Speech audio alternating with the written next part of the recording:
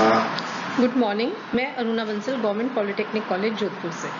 आज का हमारा लेक्चर है आर्क वेल्डिंग। वेल्डिंग के बारे में हम हमारे पिछले लेक्चर में पढ़ चुके हैं। वेल्डिंग दो तरह की होती है, गैस वेल्डिंग और इलेक्ट्रिक वेल्डिंग। इलेक्ट्रिक वेल्डिंग भी हमने देखा था। फर्दर दो तरह की होती है, रेजिस्टेंस वेल्डिंग और आर्क वेल्डिंग। हमारे पिछले लेक्चर में हमने रेजिस्टेंस वेल्डिंग के बारे में डिस्कस करा था। आज के लेक्चर में हम आर्क वेल्डिंग के बारे में डिस्कस करेंगे। आर्क वेल्डिंग, जैसा कि नाम से ही हमें पता पड़ रहा है, इसमें वेल्डिंग आर्क के द्वारा होती है। इसके अंदर जो भी दो मेटल पीसेज या सर्फेसेस जिन्हें हमें आपस में जोड़ना है, उनके बीच में आर्क प्रोड्यूस कर उन मेटल्स को पिघलाकर आपस में जोड़ा जाता है। आर्क वेल्डिंग के अंदर हमें जिन दो मेटल सर्फेसेस को आपस में जोड़ना है, उसके लिए हम सरफेस प्रिपरेशन करेंगे। सरफेस प्रिपरेशन के लिए हम जिन दो मेटल सर्फेसेस को आपस में जोड़ना है, उसको एकदम साफ कर देंगे। उसके ऊपर कोई भी क्रीज या डस्ट पार्टिकल नहीं होगा। उसके अंदर जो दो एजेस हमें आपस में जोड़ने हैं, वहाँ पे एक वी ग्रुप बनाएंगे। इसके अंदर हम एक मेटल इलेक्ट्रोड यूज करते हैं। जो इलेक्ट्रोड है, उसके अंदर जो मेटल होगा वो जिन दो मेटल सर्फेसेस को हमें आपस में जोड़ना है, उसी मटेरियल का बना हुआ होगा और उसके ऊपर एक फ्लक्स की कोटिंग होती है। और जो मेटल सर्फेस हमें जोड़ना है, वही रिटर्न कंडक्टर की तरह एक्ट करेगा अगर हम एसी आर्क वेल्डिंग यूज कर रहे हैं। तो एसी आर्क वेल्डिंग के अंदर जो इलेक्ट्रोड यूज हो रहा है, वो कंज्यूमेबल इलेक्ट्रोड यूज हो रहा है। जब जिन दो मेटल सर्फेसेस को हमें आपस में जोड़ना है, उसके अंदर हम वी ग्रुप बना देते हैं और इलेक्ट्रोड होल्डर के अंदर इलेक्ट्रोड लगा देते हैं और उसके अंदर हैवी एसी करंट फ्लो करते हैं। जब ये हैवी एसी करंट फ्लो करेगा, इनिशियली हम इलेक्ट्रोड को सरफेस के कांटेक्ट में लाकर उससे थोड़ा सा ऊपर हटाएंगे 1 mm या 2 mm के गैप तक। तो क्या होगा, जो एयर होगी उसके बीच में, वो आयनाइज होगी और आर्क प्रोड्यूस होगी। इस आर्क की वजह से जो इलेक्ट्रोड है वो मेल्ट होगा और वी ग्रुप के अंदर भरेगा। साथ में फ्लक्स भी मेल्ट होगा और वो उस जो मेल्टेड इलेक्ट्रोड का मटेरियल है, उसके ऊपर एक सरफेस बना देगा, जिससे कि वो मेल्टेड मेटल के ऊपर ऑक्सीडाइजेशन नहीं होगा और प्लस थोड़ी स्मूथ कूलिंग या प्रोवाइड करेगा, जिससे कि जॉइंट ज़्यादा स्ट्रॉन्ग बनेगा अपना। बाद में इस स्लैग को हम हथौड़ी के द्वारा हल्का हल्का ठोक कर हटा देते हैं। इस प्रोसेस को हम नेक्स्ट स्लाइड में डायग्राम द्वारा समझ सकते हैं। इस डायग्राम द्वारा हम आर्क वेल्डिंग को समझ सकते हैं। इसके अंदर हम देख रहे हैं कि इलेक्ट्रोड वायर है। ये जनरली उसी मेटल का बना होता है जिन दो मेटल सर्फेसेस को हमें आपस में वेल्ड करना है। इसके ऊपर एक फ्लक्स की कोटिंग होती है, जो यहाँ पे इलेक्ट्रोड कोटिंग द्वारा दर्शाई गई है।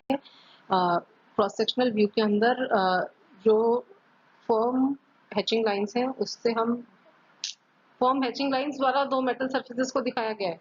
क्या होगा, आर्क वेल्डिंग को हम इस डायग्राम द्वारा समझ सकते हैं। आर्क वेल्डिंग के अंदर जब हम एसी सप्लाई यूज कर रहे हैं, तो उसको हम मेटल आर्क वेल्डिंग ही कहते हैं। तो इस डायग्राम से हम मेटल आर्क वेल्डिंग को समझ सकते हैं। इसके अंदर इलेक्ट्रोड वायर हम ब्लैक कलर से देख सकते हैं। इसके ऊपर इलेक्ट्रोड कोटिंग की गई है।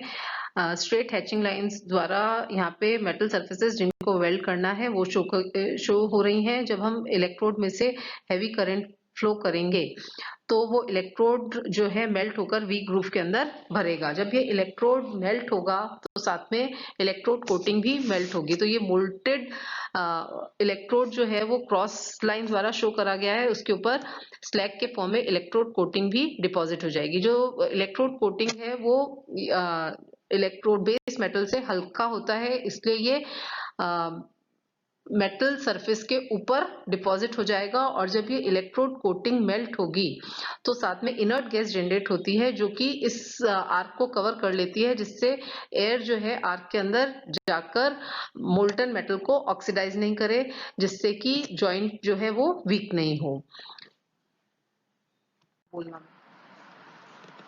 आर्क वेल्डिंग हम एसी सप्लाई और डीसी सप्लाई दोनों को यूज करके कर सकते हैं। अगर हम एसी यूज कर रहे हैं तो उसे एसी आर्क वेल्डिंग कहते हैं। अगर हम डीसी सप्लाई यूज कर रहे हैं तो उसे डीसी आर्क वेल्डिंग कहेंगे। एसी सप्लाई के अंदर हम नॉर्मल एसी आर्क वेल्डिंग के अंदर हम नॉर्मल 220 वोल्टेज यूज नहीं करते हैं। इसके अंदर हम स्टेप डाउन ट्रांसफार्मर यूज करेंगे, जो कि वोल्टेज को रिड्यूस कर देगा और हैवी करंट फ्लो करेगा। तो यहाँ पे जो वोल्टेज हम यूज करेंगे 17 से 45 वोल्ट और करंट 600 एम्पियर तक का यूज करते हैं। हैवी करंट इसलिए यूज करते हैं क्योंकि हीट जो जनरेट होगी वो I2RT के द्वारा जनरेट होगी। जितना हैवी करंट होगा, उतनी ही ज्यादा हीट जनरेट होगी। DC arc welding, DC arc welding के अंदर हम डीसी सप्लाई यूज कर रहे हैं। इसके अंदर वोल्टेज जो यूज होती है 45 से 95 वोल्ट्स यूज होती है। डीसी आर्क वेल्डिंग अगेन इसको हम दो कैटेगरीज में क्लासिफाई कर सकते हैं, एक है स्ट्रेट पोलैरिटी और दूसरी है reverse polarity.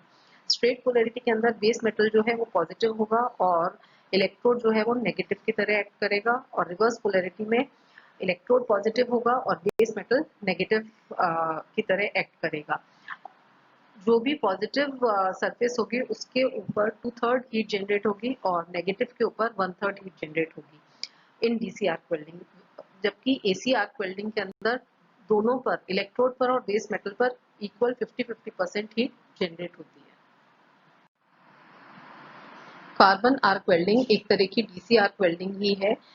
DC arc welding में मेनली हम कार्बन आर्क वेल्डिंग यूज करते हैं। इसके अंदर जो इलेक्ट्रोड है वो कार्बन का बना हुआ होता है और एक फिलर मेटल रॉड भी इसके अंदर यूज करी जाती है। वो फिलर रॉड जो है वो बेस मेटल की ही बनी हुई होती है। इसके अंदर हम जनरली स्ट्रेट पोलैरिटी यूज करते हैं। स्ट्रेट पोलैरिटी के अंदर जो बेस मेटल है वो पॉजिटिव इलेक्ट्रोड होगा और कार्बन इलेक्ट्रोड जो है वो नेगेटिव इलेक्ट्रोड होगा।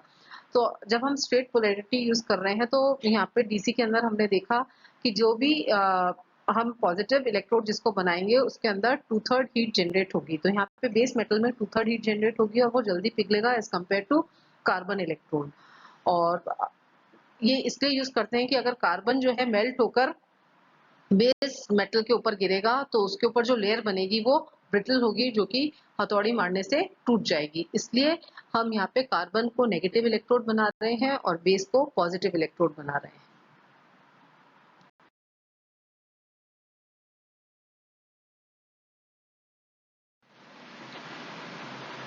गुड मॉर्निंग, मैं Aruna Bansal, government polytechnic college Jodhpur से। आज का हमारा लेक्चर है रेजिस्टेंस वेल्डिंग। आज के लेक्चर में हम वेल्डिंग के बारे में पढ़ेंगे। अगर हमें दो मेटल रॉड्स को या प्लेट्स को आपस में टेम्परेरीली जोड़ना है तो हम नट बोल्ट की हेल्प से उन्हें जोड़ सकते हैं। अगर हमें उन दोनों के बीच में एक परमानेंट जॉइंट बनाना है तो हम वेल्डिंग के द्वारा वो जॉइंट बनाएंगे। वेल्डिंग बेसिकली दो तरह की होती है, इलेक्ट्रिक वेल्डिंग और गैस वेल्डिंग। इलेक्ट्रिक वेल्डिंग को भी फर्दर हम दो तरह से क्लासिफाई कर सकते हैं, रेजिस्टेंस वेल्डिंग और आर्क वेल्डिंग। यहाँ पे आज हम रेजिस्टेंस वेल्डिंग के बारे में डिस्कस करेंगे। रेजिस्टेंस वेल्डिंग एक लिक्विड स्टेट है वेल्डिंग प्रोसेस का और ये थर्मो इलेक्ट्रिक प्रोसेस है। आर्क वेल्डिंग के अंदर जो भी दो मेटल रॉड्स या मेटल शीट्स हमें वेल्ड करनी है उनके बीच में आर्क प्रोड्यूस करते हैं हम, जिससे कि वो मेल्ट होती है और आपस में मिलके जॉइंट बनाती है।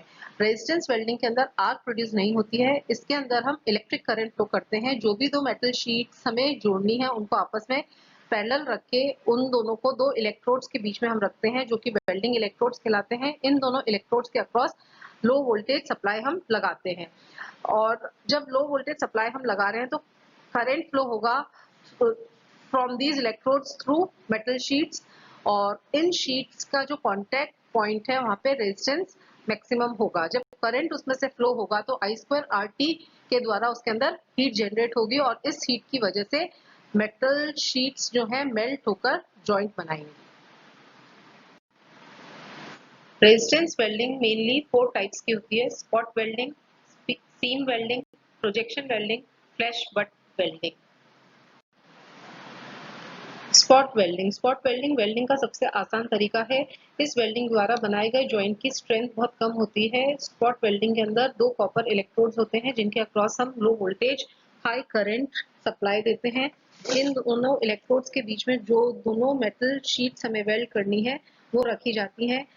नीचे वाला इलेक्ट्रोड फिक्स है और ऊपर वाला इलेक्ट्रोड मूविंग है। जब हम इन दोनों के बीच में दोनों मेटल शीट्स को फिक्स कर देते हैं और इन दोनों इलेक्ट्रोड्स में करंट फ्लो करते हैं तो मूविंग इलेक्ट्रोड जब हम शीट के कांटेक्ट में लाते हैं तो ये इलेक्ट्रोड इन शीट्स पे प्रेशर भी लगाता है और उसमें से करंट भी फ्लो करता है। तो जब करंट इन दोनों शीट्स में से फ्लो होगा तो इस कांटेक्ट रेजिस्टेंस पर मैक्सिमम हीट जनरेट होगी I2RT के द्वारा और शीट मेल्ट होकर वहां पर स्पॉट वेल्डिंग कर देगी। एक जगह स्पॉट वेल्डिंग करने के बाद में हम दोनों शीट्स को मूव करते रहते हैं और जगह जगह जहां जहां हमें वेल्ड करना है स्पॉट वेल्डिंग करते रहते हैं। सीम वेल्डिंग, सीम वेल्डिंग को कंटिन्यूस स्पॉट वेल्डिंग भी कहते हैं। इसके अंदर जो है जॉइंट वो कंटिन्यूस होता है और इलेक्ट्रोड्स जो है वो रोलर के शेप में होते हैं। दोनों मेटल शीट्स को जिनको हमें वेल्ड करना है आपस में पैरेलल रखकर उनको दो रोलर्स के बीच में हम प्लेस कर देते हैं और ये रोलर्स जो हैं दोनों शीट्स के ऊपर मूव करते हैं। और जैसे जैसे ये रोलर्स इनके ऊपर मूव करेंगे तो प्रेशर भी लगेगा उन शीट्स के ऊपर, और क्योंकि इन रोलर इलेक्ट्रोड्स के बीच में से करंट फ्लो हो रहा है तो ये करंट इन शीट्स में से भी फ्लो होगा और हीट जनरेट करेगा, जिससे कि शीट्स मेल्ट होकर वेल्ड हो जाएंगी। इन रोलर्स की स्पीड जो है वो डिपेंड करती है जो मेटल शीट्स हम जोड़ रहे हैं उनकी थिकनेस पर। अगर शीट्स जो है थिक होंगी तो रोलर की स्पीड कम रखी जाएगी, और शीट्स थिन होंगी तो रोलर की स्पीड ज्यादा रखी जाएगी। और ये जो है एयरटाइट जॉइंट्स बनाने के काम में ली जाती है सीम वेल्डिंग। प्रोजेक्शन वेल्डिंग को हम इस डायग्राम के द्वारा समझ सकते हैं। इसके अंदर हम देख रहे हैं कि दो शीट्स हैं जिनको हमने वेल्ड करना है। इन शीट्स में जो अपर शीट है उसके अंदर प्रोजेक्शंस हैं और इसको हम लोअर शीट के ऊपर रखते हैं और इन दोनों को वेल्डिंग इलेक्ट्रोड्स के बीच में रखा जाता है। जब वेल्डिंग इलेक्ट्रोड्स में से हम करंट फ्लो करेंगे तो वो करंट जब इन अपर मेटल शीट्स में से पास होगा तो इन प्रोजेक्शंस के द्वारा लोअर शीट में जाएगा। तो इन प्रोजेक्शंस का जो पॉइंट लोअर शीट के कांटेक्ट में है वही मेल्ट होकर वहां पर जॉइंट बनाएगी। एक तरह का ये स्पॉट वेल्डिंग का तरीका ही है जिसमें एक स्पॉट पर नहीं बहुत सारे स्पॉट्स पर एक साथ वेल्डिंग करी जा सकती है। फ्लैश बट वेल्डिंग ट्यूब्स और रॉड्स को आपस में वेल्ड करने के काम में लिया जाता है। जिन भी दो ट्यूब या रॉड को हमें आपस में वेल्ड करना है उन्हें हम वेल्डिंग इलेक्ट्रोड्स के बीच में फिक्स कर देते हैं। यहाँ पर एक फिक्स वेल्डिंग इलेक्ट्रोड होता है और एक मूविंग इलेक्ट्रोड होता है। दोनों के बीच में जिन दो ट्यूब्स को हमें वेल्ड करना है वो हम लगा देते हैं और इन दोनों इलेक्ट्रोड्स के बीच में हम बहुत heavy current of the order of 10⁵ ampere flow करते हैं और दोनों इलेक्ट्रोड्स को पास में लाकर जब हम इनमें से हैवी करंट फ्लो करेंगे तो ये ट्यूब और रॉड मेल्ट होकर आपस में जुड़ेगी और वहां पे एक बट जॉइंट बना देगी। इसलिए इसे हम फ्लैश बट वेल्डिंग कहते हैं। Applications of resistance welding. Resistance welding generally हम ऑटोमोटिव इंडस्ट्रीज के अंदर काम में लेते हैं। प्रोजेक्शन वेल्डिंग नट बोल्ट बनाने के काम में लेते हैं। सीम वेल्डिंग जहाँ पे हमें लीक प्रूफ जॉइंट्स चाहिए जनरली टैंक्स के अंदर या बॉयलर्स में। और फ्लैश वेल्डिंग जनरली हम पाइप्स और ट्यूब्स को वेल्ड करने के काम में लेते हैं। Advantages of resistance welding. Resistance welding से हम बहुत पतली शीट्स 0.1 mm से 20 mm तक की मेटल शीट्स को आपस में वेल्ड कर सकते हैं। स्पीड वेल्डिंग की बहुत हाई होती है। ऑटोमेटिक प्रोसेस है ये। सिमिलर और डिसिमिलर मेटल शीट्स को आपस में हम वेल्ड कर सकते हैं। क्योंकि ये प्रोसेस बहुत सिंपल है और फुली ऑटोमेटेड है इसलिए हाईली स्किल्ड लेबर की आवश्यकता नहीं होती है। इसके अंदर प्रोडक्शन रेट हाई है इसका, एनवायरमेंटल फ्रेंडली है और इसके अंदर हमें किसी भी तरह का फिलर मेटल फ्लक्स या शील्डिंग गैसेस नहीं चाहिए होती। डिसएडवांटेजेस इसके हैं, इक्विपमेंट कॉस्ट बहुत हाई है, बहुत ज़्यादा थिकनेस की मेटल प्लेट्स को हम आपस में वेल्ड नहीं कर सकते हैं, हाईली कंडक्टिव मटेरियल्स के लिए एफिशिएंट नहीं है, जो पावर हमें चाहिए इसके लिए बहुत ज़्यादा होती है और इन वेल्डिंग जॉइंट्स की स्ट्रेंथ बहुत कम होती है।